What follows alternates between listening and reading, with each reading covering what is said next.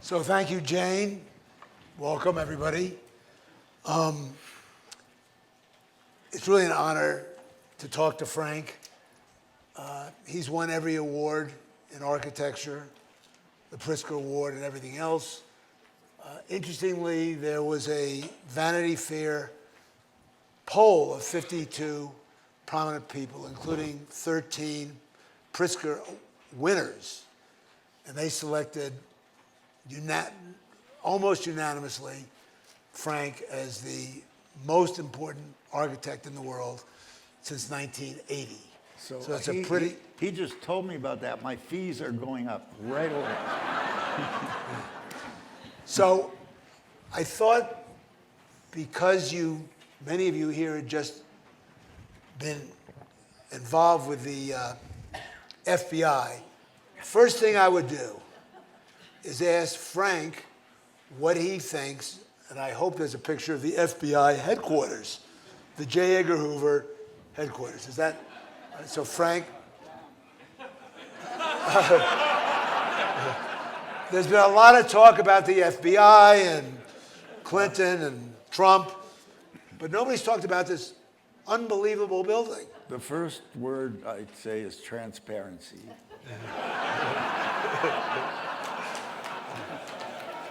And the second word, which I'm copying from your former speaker, is lordy. Anyway, so that sums up Frank's point of view about the FBI building, which is rather brutalistic and been criticized, ruining Pennsylvania Avenue for, I think they started thinking about it in 1960. I think it opened around 1975. They're talking about closing it now. So maybe what's outside has created some problems inside it. We could turn it into a concert hall real easy. A great segue, because the program, and we do want to spend a little bit of time on it, is architecture and music. And I think I could say you're interested in music before architecture when you moved to LA and your mother would take you to concerts. Is that fairly accurate? She took me to concerts in Toronto when I was a kid. And she played violin, but I never heard her play it. But she talked about music, and she also introduced me to the arts, to painting way back then. And it was when I got to LA, one of the first projects I did that got notoriety was the shed in Maryland, Meriwether Post Pavilion, which was a music shed for the Rouse Company, and I think it was the Washington Symphony Orchestra. So, well, you have had a long interest in music. You were supposed to design. All your artist friends wanted you to design Mocha on Grand Avenue, and then Izazaki, I don't know what he did, stabbed you in the back or something, but anyway, oh, maybe he didn't stab you in the back. Somebody stabbed you in the back. In any event, down the street, Disney Hall, one of the most famous buildings now in the world, and the acoustics are unbelievable. The building is unbelievable, but the getting it done, a movie could be made about. yes. And what is it about your desire to bring music, the symphony, and Disney Hall together that finally culminated in it happening without doing the whole movie? Well, there was the director of the LA Philharmonic at the time was Ernest Fleischman, a Brit. And he had seen the Meriwether Post. He asked me to think about helping him with the Hollywood Bowl, which I did. And got to know him. And he took it upon himself, for whatever reason, to have me come as a regular to many concerts. So he would invite us to the concerts. Was this after Lillian Disney had given No, 50? no, before, way before. Oh, way before. So he was my music teacher, let's say. He introduced me to all the greatest and the best in the music, classical music world, and so it became more intense for me as a topic of interest. But at a certain point, Lillian Disney had put up all this money, and before you were involved, and all there was a garage, and nobody trusted that you were able to pull off what it is you have pulled off. I don't know, for maybe people in the audience be interested in this. Whenever there's a cultural project and there's a board, the members of the board are always somebody that knows a lot about building.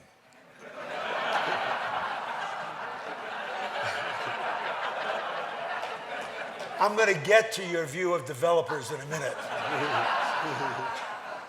And so they messed with it and cost the project a lot of money.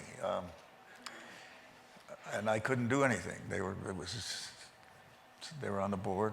They said, you got to do this, you got to do that. Yeah, but when you finally got... I finally got it. No, but the interesting thing is the Disney family selected Diane Disney, Frank, and the mother, who's a great woman, at 98 years old, 97 years old, totally with it, said to me, I'm going to go with what my daughter wants, right? Right. And then one day, the design, and they showed her the interiors of your work, which is all, of course, beautiful. And then Jane and I were with her, and the image that we now know was in the front page of the New York Times. Yeah. She didn't like that. She said, oh my God, what has my daughter done to me? 6 weeks later, she completely changed her mind. I don't think she lived to see it finished, did she? No, she didn't.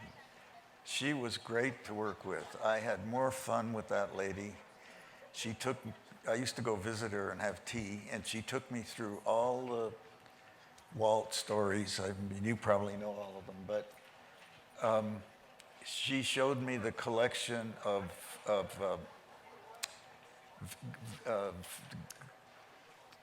what's that? The trains. No. The Delftware.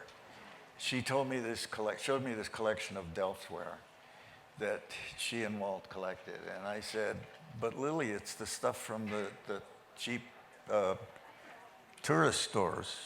It's not the real stuff."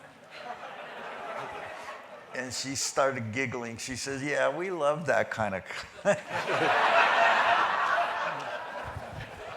So after the building was done, and she was gone, of course, but I designed a fountain in the garden for her, made of the cheap Delftware.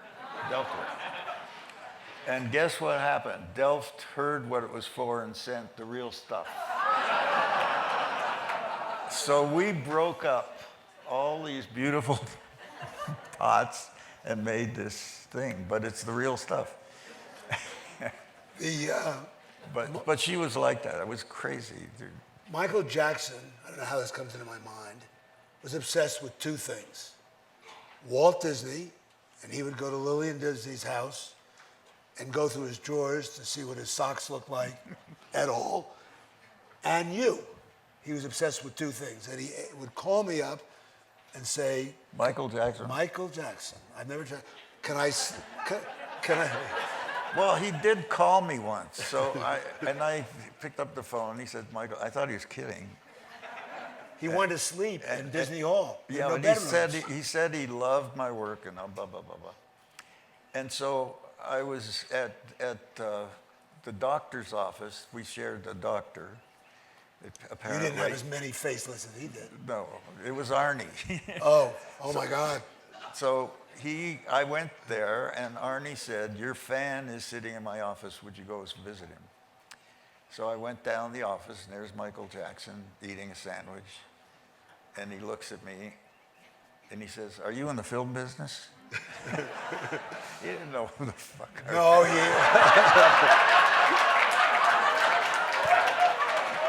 No, when the name became Disney Hall, he wanted to sleep in Disney Hall, which was the ultimate, I guess, imprimaturship on your building. But okay, so let's go from Disney Hall to the whole acoustics. Can I talk about that? Sure. So making a concert hall is about, it is Shakespeare's thing about all the world's a stage and blah, blah, blah. You know that. All of us are players. And so the important thing is to understand that there's an orchestra and there's an audience, and they've got to connect for it to be workable. And they've got to feel that connection. And so it talks about understanding that and creating intimacy and all of those things, which is hard to do when you got over 2,000 people and the acoustical requirements and all that stuff. But that's what made it work. And I think if you've been there, people tell me they like it for that. The orchestra does feel very part of the audience, and that makes them play better. The audience likes it better. The orchestra feels that they like it better, blah, blah, blah, blah, blah. One of the things you've proved is that architecture is a commercially viable thing. Architecture pulls people to it, and once they get to it, they enjoy it. And that has created, instead of the banal architecture of the 70s or the 60s in this country, certain architects have created iconic places for people to go. And the term starchitect, star architect, has now been attributed to you as the leader of the star architect world. So how do you like being a starchitect? No. No? That's I'm sure there are journalists in the crowd, I'm going to get, but journalists did create the name, and then they use it to lampoon us with. I think it's not a very accurate. Well, you are one anyway. Because it's placed on it's indiscriminate. Everybody's a starchitect. Everybody. It's not. I'm not sure I agree with you. There are a certain number of people that, you have, whether it's Disney Hall or Bilbao, which was voted, at least Philip Johnson said it's the greatest building built in the last 75 years. And Bilbao, which was a, okay city in northern Spain, nobody went to it, now gets about 900,000 tourists a year.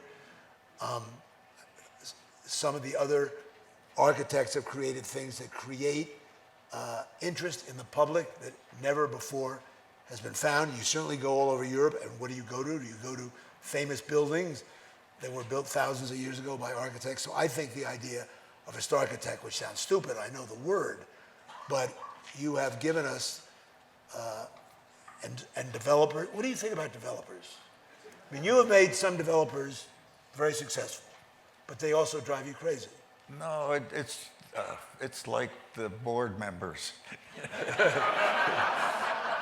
But isn't everybody? They know everything about building, and so it ends up very pro forma. And if you try to break out of those norms, it's not easily convincing. But once you do it, and we developed a lot of computer technology with Dassault systems with the French guys, and we did a tower in New York with the complicated curtain wall with 0 change orders. So, but when I tell that to my developer, they say, well, we don't work that way. Well, how is your? But they do. They did. We were getting them to work that way. It does work, and then they like it. They're happy. So I'm aware of a couple of developers that have approached you. A guy by the name of Donald Trump at one time has this close personal relationship politically and architecturally with you. How did that go? That go as well as other things are going on with him now? So what happened? Well, I had turned him down several times on other things, but and I'd never met him, but I was in New York. I was staying at the Peninsula, and he called, and I was with one of the people in my office, and I said, "Well, why don't we go over? It'll be interesting at least to experience this." So he was raving. It was just when Bilbao opened, and there was a lot of press about it.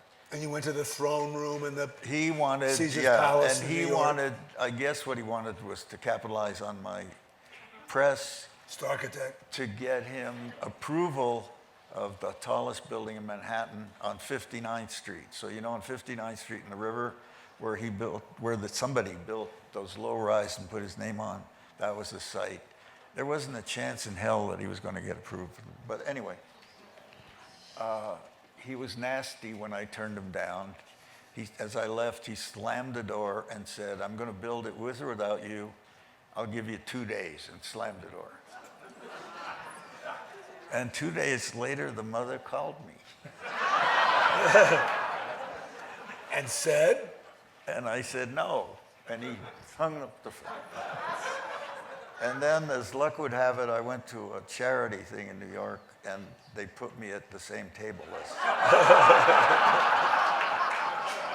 And my wife was with me, and he came in and sat down, but he sat down next to me, but turned his seat back. And I said, "Donald, you don't have to." He said, "I don't need you." That's the end of it. So that isn't one developer. Some are better than that. No, actually, last night I was talking to Frank, and you get a sense of his contrarian, creative point of view, which has created all this great architecture, because we were talking about what was going to happen at the FBI before us. And he said to Katie Couric, "Why don't we start a magazine called Fake News? And then inside of it is only real news." And we all thought, So I got any takers? see, but you've had, eventually with Disney Hall, good experience in Bilbao, good experience with Barry Diller in the IAC building in New York. But after Bilbao, some of the iconic developers, Steve Wynn came to you as well to do a casino in Atlantic City, right? But I don't know. Do you know him? He's very hands-on and very controlling, and so every time I asked Philip Johnson to work with me on it because Philip was kind of old, and I thought he could do a cameo and it would be fun for him, and so. We were making models, Philip and I, and Steve would change things. And it became obvious that we couldn't work for him. And anyway. Didn't you fly on his plane to Bilbao? With Philip, with Charlie Rose, with everybody. It was all a big deal. And when you got there, Steve Wynn said, "You're my architect"? Yes. And you said? I said.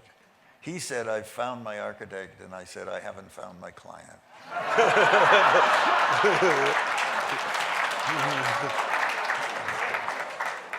So let me understand acoustics. Is acoustics, to get the right acoustics, because your wife was telling me at your house where you're giving little concerts, all you had to do to get the right acoustics was open a door at the back a bit, and the acoustics would be right. And that was not quite, but that was part of it, yeah. Well, so how did you get in Disney Hall? Well, So we had a Japanese company, Nagata Acoustics, and Ernest Fleischman liked them, hired them, and I met with Dr. Nagata and Ernest at the Kempinski Hotel in Berlin for a lunch, and Dr. Nagata was the student of Dr. Kramer, who was the original acoustician for Berlin Symphony, Berlin Philharmonie.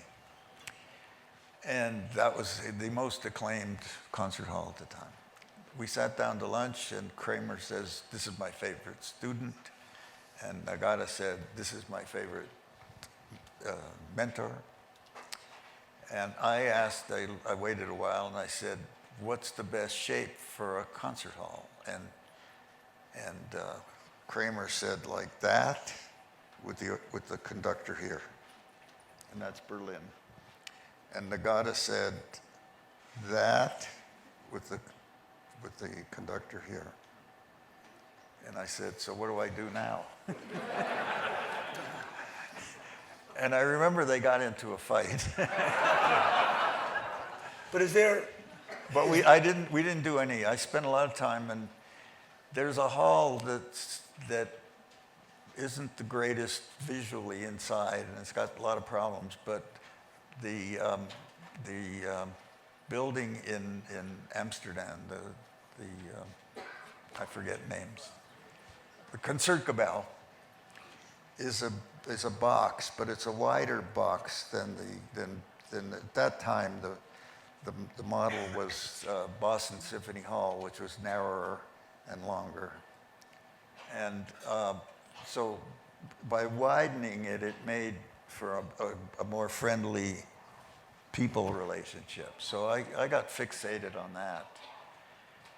And the Japanese company at that time was making 1 to 10 scale models of all the concert halls and putting them in a vacuum and introducing nitrogen, which is 1/10 of air, apparently. And they were using that, this was brilliant, they were using that to test the differences between the halls. And so we were able to build a model of Disney, do that at 1 to 10, do that, and test every seat and compare it to all the great halls of the world at that time. but does it have to be wood, or is that No. psychoacoustics? It can be Wood is the warmth that I feel that people enjoy. You know, it's friendlier. That was my thing. It could have been plaster. All you need is 2 inches of cement plaster as a bouncing wall. But So one thing I'm interested in, usually when I read a biography, I'm into the first 4 chapters, and the rest of it I can read in the New York Times, because I'm interested in how people became what they became. And your background and even your relationship with Donald Trump today, all of this goes back to a background in grandparents moving from Poland to Canada, you living a fairly Jewish environment there, having a lot of... and Toronto, and I remember as a kid going to restaurants that had signs outside, "No Jews allowed," in Toronto. And you experienced a lot of anti-Semitism. You went to school in Timmins when your father made one-arm Slot machines. You were the only Jewish kid in the class. And I got beat up for killing Christ, yeah. Right, so you've had... I was 8 years old, so I asked my mother what I did. And what did she say? No, I didn't do it. Oh, all right. So then your father gets sick, you move to LA, and you're in actually you live a couple blocks from where Disney Hall is today. Yeah, they lost everything, so it was pretty grim. So you were a poor kid from the Canadian Timmins, Toronto. I became a truck driver. So all of that, I watched you obviously became somewhat insecure being thrown into this world. A little bit. But you associated yourself with artists, the growing artist community in LA versus the architectural community. So that's a longer story. So when I was a kid, my grandfather read Talmud to me. he wasn't super religious, but he always wanted to read. And the Talmud starts with the word why. So it's a sort of a built-in curiosity that he was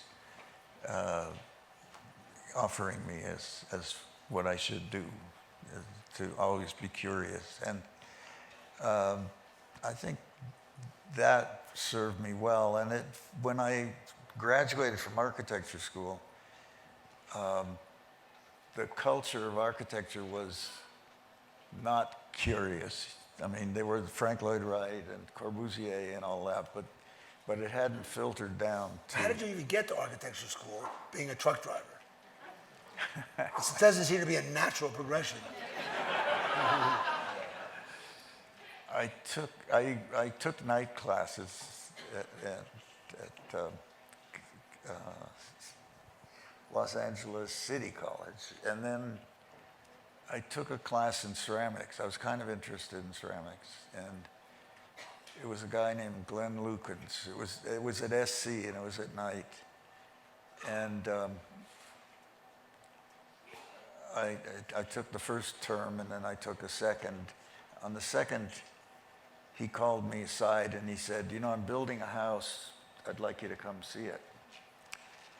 So we went, and it was being built by Rafael Soriano, who was a pretty well-known architect. And Rafael Soriano was on site, and he was telling the steel guys to move the beams and all this stuff. And I must have lit up like oh my God. And after that meeting, Glenn took me aside and said, "I'm going to enroll you in the night class in architecture at SC," because there was no other school that had architecture. And it was expensive, and I think he might have paid for it, because I wouldn't have had the money. And from that, I skipped into second year. And in second year, the teacher, at the end of a few months, took me aside and said, "This isn't for you, Frank."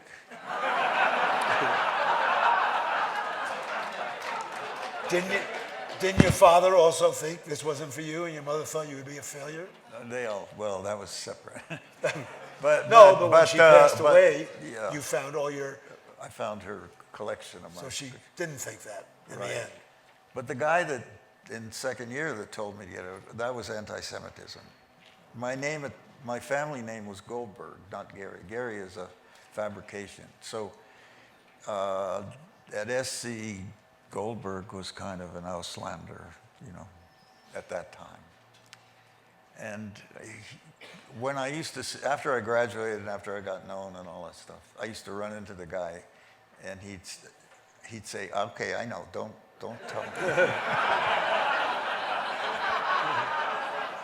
So you found in SC, in architecture school, and architects in general could be oppressive, could be constrictive, but the billion... It wasn't curious enough for me, and I knew the art world. I didn't know it personally, but I knew what was going on. I knew the artists. I followed all of them, and SC had an art school, so there was stuff going on that more interested me than what was going on in architecture. And so, by accident, I met some of the artists who, at one of my buildings, they were wandering around looking, and we met, and they invited me, and I became part of that group. And it was more about curiosity, more about materials, more about I wonder if could it be possible to do this or freedom. That. And it was a freer thinking model, and it appealed to me. So I went.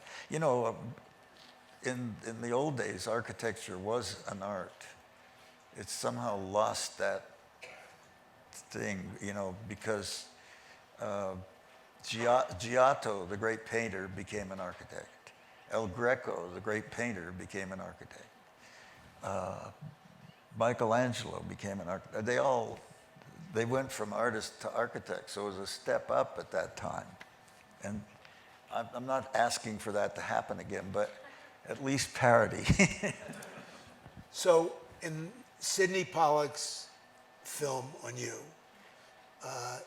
he interviews Milton Friedman, Wexler, who's a psychiatrist. And I said to Sidney Pollack at the time, what psychiatrist would ever allow, what patient would ever allow a psychiatrist to go on film and talk about a patient? And he said, well, Frank thought that was the best way to understand Frank. So I said, Frank, on the car ride here, can I ask you what Milton Wexler did that released you from the insecurity of going in a different direction from all your colleagues, going for it, taking the risks, going from being a boy to a man. So now I'm asking you, what did he tell you that? Because I want to, he's not alive, I can't find him. But how great was that process? That was great because he was a tough taskmaster. He was no bullshit. It wasn't lie on the couch stuff. He put me in a group of 15 people. I was one. Oh my God. And we met 2 afternoons a week. And the group was filled with a variety of people. Some people from your business, some people. Who? No, I'm sorry. Anyway, and for 2 years I sat there and didn't talk. And one day, the whole group of them descended on me and said, we know you're sitting here in judgment of us, and we know you don't like us, and you have things to say, and blah, blah, blah, blah, blah. And for God's sakes, come out. And that was terrifying to me. And it took a few times, but then of course they had me and I had to. And that broke the logjam. It was from there on that I was coasting. It was a big deal too. No, I understand. And if you think back at what you went through, moving from Canada to LA, and your father, they stopped making slot machines in Canada. I remember going to Canada as a kid because my sister, who was right there, skated in the same rink that you skated in Schumacher. And the first rink I ever skated in that one. And Frank Mahavlich too, same rink. So the 2 things I remember about that rink was the French fries with vinegar. Yeah, I remember that. Which were fantastic. Yeah. And the actual feeling of the rink. But coming from there to LA, father out of work, and then being released to be creatively what your grandmother was doing with you on the floor playing, making cities. Was that what she was doing? Yes, I was very young, and she would go to the wood shop and get wood cuttings. There were all these funny shapes, and for the fire, to make the fire in the stove, and she'd take the sack and open them on the floor and sit on the floor with me, and I would build cities with her. And that was an important bit of information too to grow up with. Wow. So a couple of things that are in the future that are monumental and extremely important, and I'm interested in, is the long-running relationship with the Eisenhower family and the government to do the Eisenhower Memorial on the Mall. So where does that stand, and what have you gone through to get through the family, the government? Everything's an opera, This, it was a competition I won. And I won because I had a tapestry idea. It's in front of the Department of Education. So the building would overpower the memorial if you didn't do something. So the idea of putting a tapestry of some kind, I had no idea how we would build it. And we showed on the tapestry over time, we showed Abilene, Kansas, because in all of Ike's speeches, he talks about Abilene. And it's 500 feet wide, stainless steel tapestry, Right. not like a little blanket. Well, we had a guy that works with us, Tomasz Osinski. He's an artist from Poland who is incorrigible. He never says no, he can't do something. So he invented the machines to make this tapestry. And he had to pass GSA with the welds, because GSA requires each weld to last 200 years. And they tested it, and he passed. And there's millions of welds in this tapestry. The saga was what was on the tapestry, what should be shown. The family wanted to show, like, and they were probably right, as the world leader he was, saved the world, all those nice things that he deserves credit for. And Well, I saw the original tapestry. It was fantastic. And it was you looking at Ike from the beginning. yeah, And the granddaughters thought that was too hicky, right? well, they were a little upset. They wanted this different view of him, and I think over time I came to understand their point of view, and you know, you can argue both ways, but it was brokered by Jim Baker, who came in, thank God, and made the connection between the family and the tapestry and me, and solved it all. And so it's going ahead. It's under construction. It'll open 2020. And the tapestry will have the French coast at Pontoise, where Ike and the troops went up.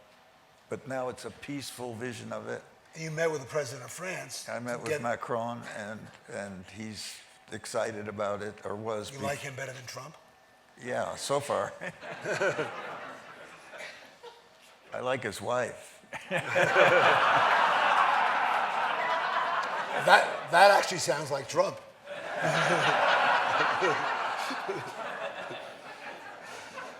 So it's going to happen. Yes, and it's the first, I think it's the first and only GSA project that's under budget. I worry about those things. Michael told me not to worry about it. He is too sensitive. You know, when you get 800,000 people to go to Bilbao, and it was on budget, and Frank will tell you why it was on budget, but you look at these monumental architecture, and you can't imagine those lines that don't go straight, how they could be on budget, but they are. But I think it's irrelevant in the total. I mean, we're not asking what the Pantheon cost, and I'm sure it went a little bit over budget. But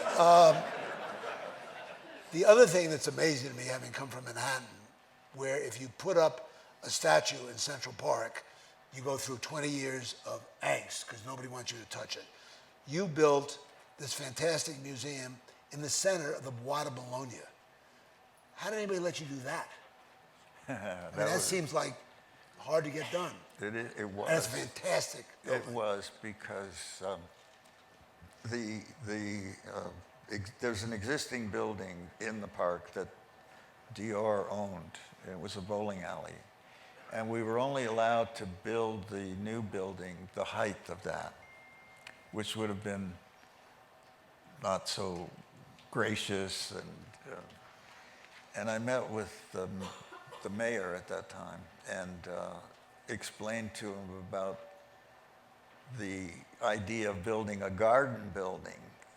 And I showed him pictures of the garden, you know, the buildings in England and in fact the Grand Palais, and said if we used glass, which was and it's against the project because you can't hang art on glass. So we decided to make a sort of a garden structure, and inside of it build a solid building that takes the art. And then we proposed that the space between the building and the glass could be used for art. And to that end, I invited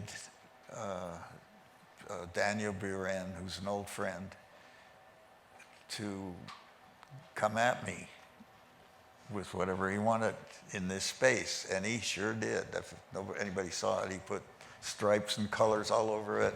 My building was totally, but that's the spirit of it, and he overdid it, and thank God they took it down. But it is glass, and the glass is decorative in a sense. It was the only way we could get a volumetric building. It's a fantastic building. So when I went to Disney, the Imagineers, the people that designed, very inbred, very creative, but very stuck on their own ways.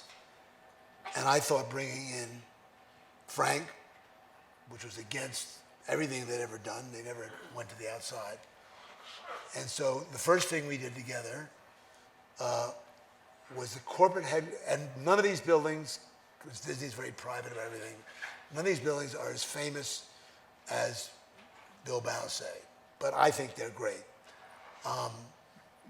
One of them, which I think we have a slide for, was the corporate headquarters of Disneyland. Is that up there?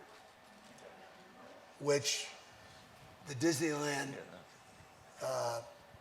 cast members first were like, oh my God, and now don't touch anything. They love it more than anything.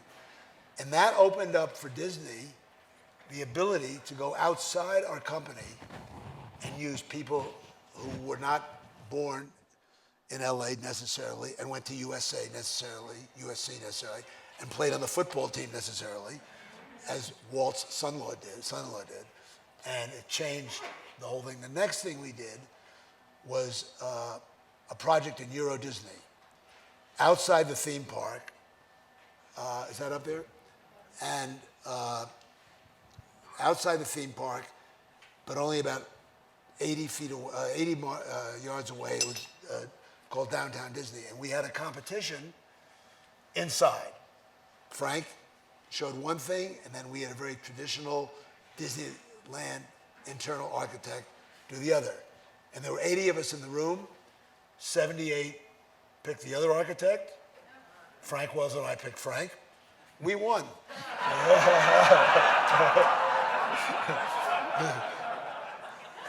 That sounds like Trump too.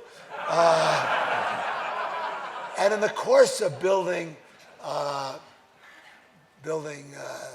Euro Disney, Frank calls me up and he says, I've done a lot of deals with developers, and you have put the guy, your CFO, in charge of real estate, and he is ruining your company. And within 2 weeks, we made a change, and everything went smoothly after that. Thereafter. Yeah. Third thing we did, which is really pretty much unknown, was in downtown Anaheim, where in downtown Anaheim, a gas station is on one corner, a 7-Eleven is on another corner, and God knows what are the other corners. I said, Frank, we need a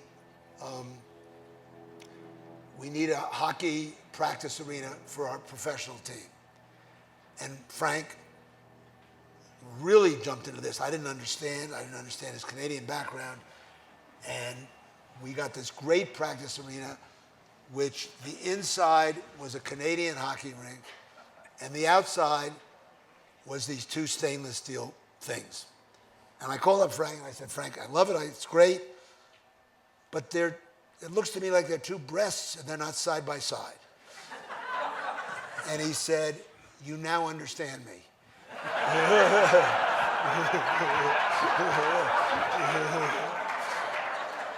And that, if you ever get to Anaheim, and you're going to go to Disneyland, forget Disneyland. Go to see this great hockey rink with these two breasts this way. And then we had a lot of conversation. And you may just, I know we're out of time.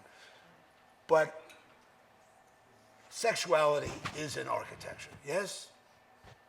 I suppose it's in everything, I guess. Yeah. Yes, but we've had this conversation. Yeah, okay. Architects. Where are you going? I'm not going anywhere. I'm going to lunch, obviously. Anyway, the last building that Frank and I worked on together is a building that we finished last night at 10 o'clock. It was constructed in Aspen by the Harriman Construction Company. It's way at the bottom of Snowmass. It has no function whatsoever. It is a meeting house. It has a table. If I ever find anybody to meet with, that's where we'll meet. And it is spectacularly beautiful. And Frank and I have been talking about this building for a decade. He did 60 models of it. And I am proud to have this building. I'm proud to have a friend of Frank. And I thank you for those 4 buildings and everything else you've done. I just want One last thing. I want to add one thing. I met her first. Jane. Where did you meet her, by the way? I don't remember that. Jane Eisner asked me to work on as part of a team she was on to do the Children's Museum in downtown Los Angeles. Right. Many years ago. And With all the artists. With the and I Chuck loved her Arnold. then, and I still do. And thank you. Thank you very much. Thank you.